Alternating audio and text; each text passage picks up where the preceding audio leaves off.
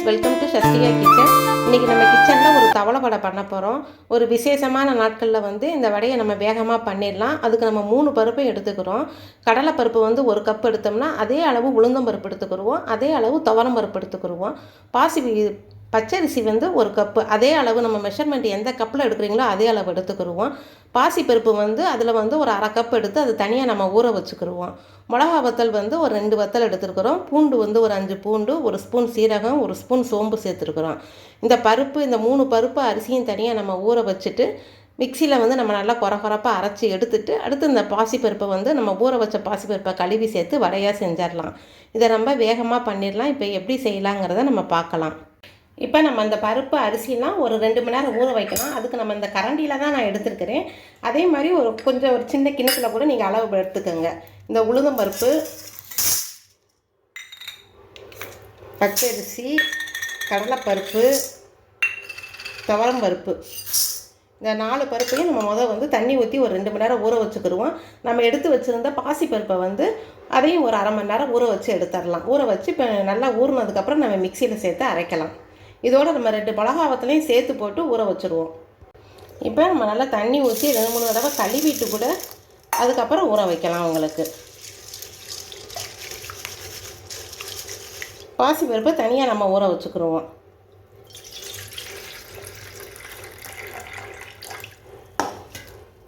கழுவிட்டு ஊற வச்சோம்னா நல்லா கொலகொலப்பு இல்லாமல் இருக்கும் பருப்பு இந்த மாதிரி ஊற வச்சதில் நம்ம 2 மிளகா வத்தலையும் சேர்த்து அப்படியே ஒரு 2 மணி நேரம் ஊற வச்சிடலாம். அதே மாதிரி நம்ம எடுத்து வச்சுருந்த பாசிப்பருப்பையும் சேர்த்து ஊற வச்சுருவோம்.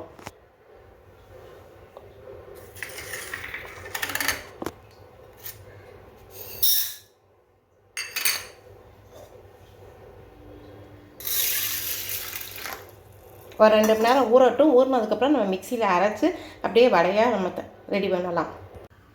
இப்போ 2 மணி நேரம் ஆயிடுச்சு பாருங்கள். பருப்பு எல்லாமே நல்லா ஊறிடுச்சு.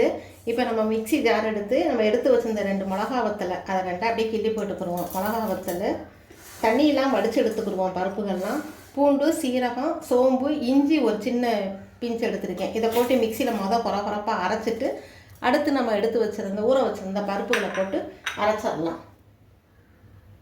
இப்போ இந்த மாதிரி எல்லாம் குறப்பாக அரைச்சி எடுத்துட்டோம். இதில் நம்ம ஊற வச்சுருந்த பருப்பையும் சேர்த்து போட்டு அரைச்சிட்டு வந்துடுவோம். அரைச்சதுக்கப்புறம் நம்ம வடையாக செய்கிறோம். இதை ரொம்ப வேகமாக பண்ணிடலாம். இந்த வடையை பாசிப்பருப்பு நம்ம ஏற்கனவே ஊற வச்சுருக்கோம். கொஞ்சம் பருப்பு, பாதி பருப்பு மட்டும் போட்டுட்டு பாதி பருப்பு எடுத்து வச்சுக்கிடுவோம். வடைக்கு அப்படியே போட்டுக்கலாம். இப்போ இதை மிக்சியில் அரைச்சிட்டு வந்துடலாம். இப்போ நம்ம ஒரு கடாயில் வச்சு ஒரு ஸ்பூன் எண்ணெய் சேர்த்துருக்கோம். எண்ணெய் நல்லா சூடாகிடுச்சு. எண்ணெய் சூடாகவும் கடுகு 1 ஸ்பூன் சேர்த்துக்கிடுவோம். கடுகு மட்டும் கடுகு நல்லா வெடியவும் நம்ம ஏற்கனவே தேங்காய் துருவல் எடுத்து வச்சுருக்குறோம். அந்த தேங்காய் துருவலையும் சேர்த்து வதக்கி நம்ம மாவில் கொட்டிடுவோம். ஒரு 2 நிமிஷம் வறுத்தா போதும். உங்களுக்கு நல்ல ஸ்மெல்லு நல்ல வாசமாக இருக்கும். இந்த தேங்காயிலேயே கொஞ்சம் பெருங்காய பொடியும் சேர்த்துக்கிடுவோம். இந்த வடைக்கு இந்த வடை டேஸ்ட்டு ரொம்ப நல்லாயிருக்கும். இந்த பெருங்காய ஸ்மெல்லோட நல்லா வாசம் நல்லா ஜம்முன்னு இருக்கும்.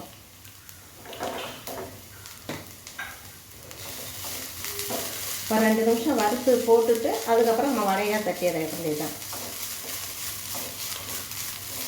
இதை ஒரு ஈவினிங் ஸ்நாக்ஸாக கூட நம்ம செஞ்சு கொடுக்கலாம். குழந்தைங்க ஸ்கூல் விட்டு வரும்போது டேஸ்ட்டு ரொம்ப நல்லாயிருக்கும். உங்களுக்கு இந்த பருப்பு எல்லா பருப்பும் சேர்க்கும்போது சத்து அதிகமாக இருக்கும். புரத சத்து அதிகமாக இருக்குது இந்த வடையில்.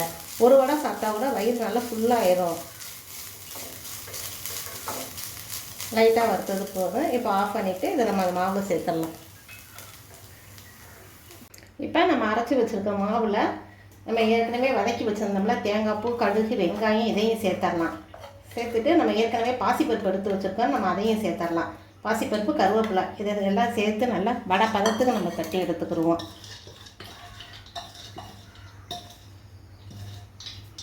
கருவேப்பிலை, உப்பு, இந்த வடைக்கு தேவையான அளவு சால்ட்டு கொஞ்சம் சேர்த்துக்கிடுவோம். சேர்த்துட்டு அப்படியே வடையாக தட்ட வேண்டியதுதான். இந்த வடைக்கு தேவையான அளவு உப்பையும் சேர்த்துருவோம். 1 ஸ்பூன் உப்பு சேர்த்துருக்கோம், தூள் உப்பு. நல்லா பிசைஞ்சுக்கணும். மாவை பிசைஞ்சு அப்படியே வடையாக நம்ம தட்டி எடுக்கலாம். இந்த வடை டேஸ்ட்டு ரொம்ப நல்லாயிருக்கும். உங்களுக்கு ரொம்ப வேகமாக பண்ணிடலாம். அந்த ஊறுற நேரம் தான் அதிகமாக இருக்கும். ஒரு 2 மணி நேரம் ஊற வைக்கிறோம். ஊறினதுக்கப்புறம் வேகமாக பண்ணிடலாம். பதம் இந்த பதத்துக்கு இருக்கட்டும். நமக்கு வடை மாவு கொஞ்சம் லூஸாக இருந்தால் தான் வடை நல்லா கிறிஸ்பியாக நல்லா டேஸ்ட்டாக இருக்கும். இப்போ அப்படியே நம்ம போட்டு எடுக்கலாம். இப்போ நம்ம கடாயில் வச்சு எண்ணெய் நல்லா சூடாகிடுச்சு. உங்களுக்கு எண்ணெய் நல்லா சூடானோடனே நம்ம வடையை முடிய தட்டி தட்டி நம்ம எடுக்க வேண்டியது தான். ஏற்கனவே சேர்த்து வச்சுருந்த வடை மாவை நல்லா இப்படி ஒரு வாழை இலையை வச்சு தட்டுங்க. தட்டி ஒரே மாதிரி வச்சு இந்த பாருங்க நல்லா ஒரு 2 நிமிஷம் கேப்பு விட்டு விட்டு போடுங்க. அப்போனா ஒன்றோட ஒன்று ஒட்டாது. வடை டேஸ்ட்டு வந்து ரொம்ப நல்லாயிருக்கும்.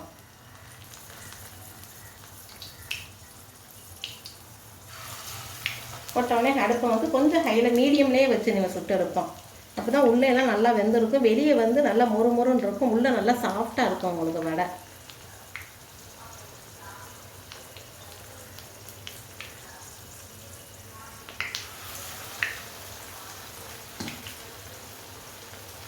ஒரு 2 நிமிஷம் கழித்து அதுக்கப்புறம் நம்ம திருப்பி விடலாம். நல்லா வேகட்டும் வடை.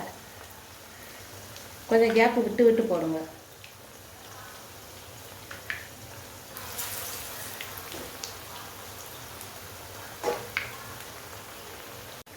இப்போ வடை பாருங்கள் அப்படியே திருப்பி போட்டு வேக வைக்கலாம்.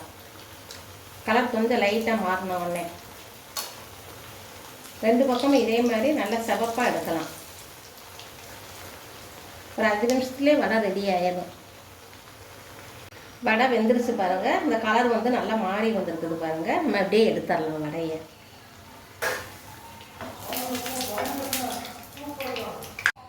இதே மாதிரி நம்ம அடுத்த செட்டு வடையும் போட்டு எடுக்கலாம். எண்ணெய் பாருங்கள் கொஞ்சம் கூட எண்ணெயே குடிக்காது உங்களுக்கு. டேஸ்ட்டு வந்து ரொம்ப நல்லாயிருக்கும். இப்படி இதே மாதிரி வடையை ஃபுல்லாக சுட்டு எடுத்துடலாம். இந்த வருஷப்பரப்பு வருது உங்களுக்கு. வருஷப்பரப்பு அன்னைக்கு கூட இந்த மாதிரி வடை கூட செஞ்சிடலாம். டக்குன்னு செஞ்சிடலாம். இந்த மாதிரி வடை செஞ்சு பாருங்கள். டேஸ்ட்டு வந்து ரொம்ப நல்லாயிருக்கும். இங்கே பாருங்கள் வடை பாருங்கள். வெளியே வந்து நல்லா கிறிஸ்பியாக இருக்குது. உள்ளே பாருங்கள் ரொம்ப சாஃப்டாக இருக்கும். இதை வந்து நம்ம தேங்காய் சட்னி எடுத்துக்கிறோம். சட்னி தொட்டு நம்ம சாப்பிடலாம். உங்களோட கருத்துக்களை கமெண்ட் பாக்ஸில் தெரியப்படுத்துங்க. ஷஸ்டிகா கிச்சன் உங்களுக்கு பிடிச்சிருந்ததுன்னா லைக் பண்ணுங்கள், ஷேர் பண்ணுங்கள், சப்ஸ்கிரைப் பண்ணுங்கள். Okay, by.